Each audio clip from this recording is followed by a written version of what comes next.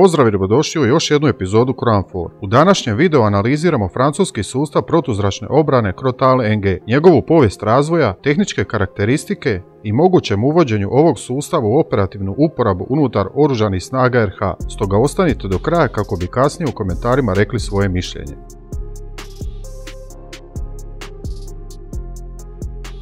Crotale, što u prijevodu znači čegrtuša, započeo je svoj razvoj 1964. godine kada je Južnoafrička republika potpisala ugovor za razvoj mobilnog sustava protuzračne obrane za sve vremenske uvjete. I to s francuskom tvrtkom Thomson Houston, koja je kasnije preimenovana u Thomson CSF. Osnovna svrha tog sustava je bila uništavanje ciljeva na malim i ekstremno malim visinama, a nakon prvih testiranja 1971. godine isporučeni su prvi sustavi pod nazivom Kaktus. 1972. godine Crotale je ušao u operativnu uporabu unutar francuskog ratnog zrakoplovstva i od tada je više puta bio nadograđivan na različitim radarskim sustavima, senzorima i kamerama. Sustav je ugrađen na vozilo Telar koje se temelji na vozilu Thomson Hotchkiss P4R na kotačima konfiguracije 4x4 s tročlanom posadom i nosi 4 projektila, a opremljen je radarom i optičkim sustavom ciljanja. Crotale je jedan od najuspješnijih sustava zemlja-zrak i ovaj sustav se i dalje razvija nakon 40 godina uporabe.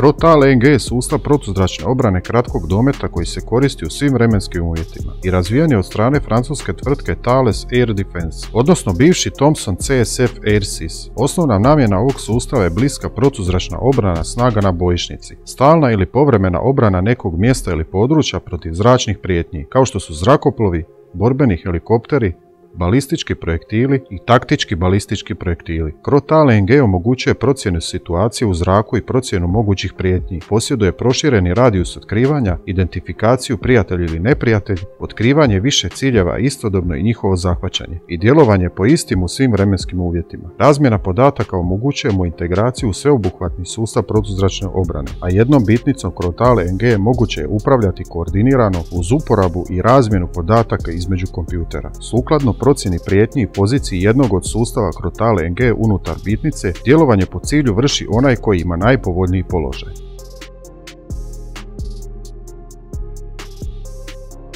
Crotale NG se počeo proizvoditi 1990. godine i u operativnoj uporabi finskih oružanih snaga nalazi se 20 sustava, te 12 sustava unutar francuskog ratnog zrakoplovstva i njihove mornarice. Thales je 1999. godine potpisao ugovor sa Grčkom o nabavci 11 sustava Crotale NG, i to 9 za ratno zrakoplovstvo i 2 za njihovu mornaricu, a ovaj sustav nabavila je Saudijska Arabija i Oman. Thales i Samsung su 2000. godine sklopile ugovor o suradnji unutar južnokorejskog programa Pegasus, odnosno korejskog programa projektila zrak-zemlja. Programom je predviđena proizvodnja 48 sustava Crotale NG, koji uključuju sustave za nadzor zračnog prostora i sustave za upravljanje paljbom, a isti je programom Samsung Thales nastavio 2003. godine. 2001. godine Thales Air Defense je dobio ugovor za proizvodnju projektila VT-1. Finske obrambene snage su 2018. godine uspješno izvele testiranje Crotale NG, na kojem je integrirana Thalesova Catherine XP termalna kamera.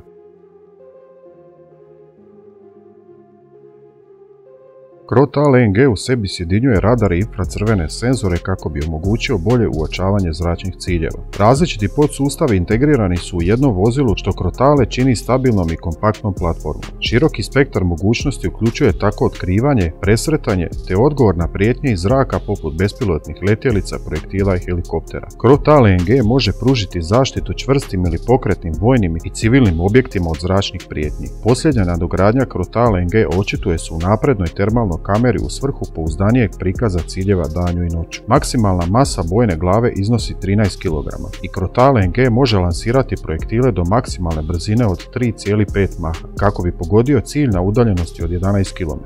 Trenutni korisnici ovog sustava su, kao što smo ranije naveli, Finska, Francuska, Grčka, Oman i Južna Koreja.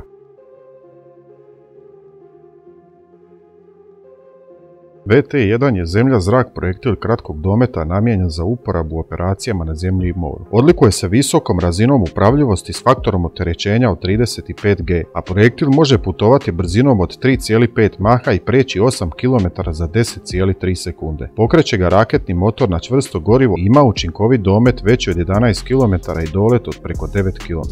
Command to line of sight sustav navođenja koristi radar i elektrooptičke senzore, a projektil je naoružan fragmentacijskom bojnom glavom usmjerenog djelovanja s blizinskim upaljačem, te šteta od eksplozije nastaje u radijusu od 8 metara. Tipično vrijeme presretanja od lansiranja do uništavanja cilja u zraku na udaljenosti od 8 km je 10,3 sekunde.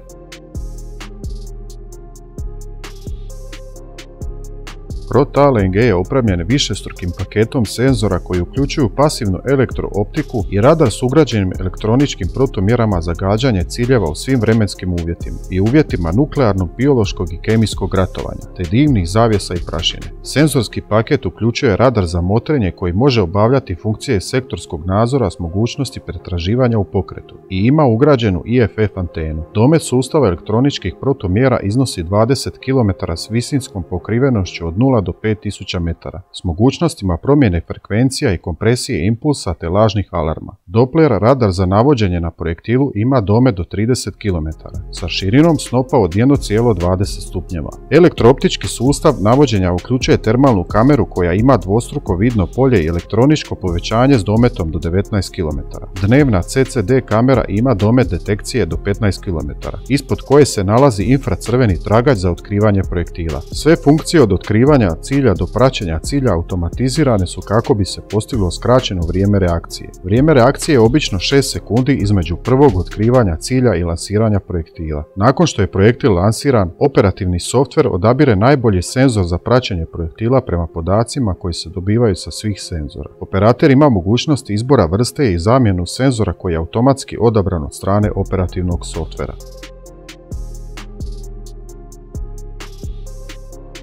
Thales je razvio i Crotale MK3, novu inačicu Crotale NG velikog dometa. Crotale MK3 tako ima maksimalni učinkovit domet od 16.000 metara po daljini i 9.000 metara po visini. S novim dvosmjernim radarom za motrenje koji je nastao na temelju Smart S MK2, Crotale MK3 tvori Thalesov Multi-Shield sustav za zaštitu osjetljivih područja. Prva probna ispitivanja Crotale MK3 izvršena su 2007. godine, gdje je projektil presreo i uništio cilj na udaljenosti veće od 14.000 metara. Daljnja ispitivanja provedena su 2008. godine kada je Crotale MK3 uspješno presreo i uništio cilj na visini od 970 metara i dometu od 8000 metara za 11 sekundi. U kasnijim probnim ispitivanjima Crotale MK3 uništio je cilj na visini od 500 metara i dometu od 15.000 metara.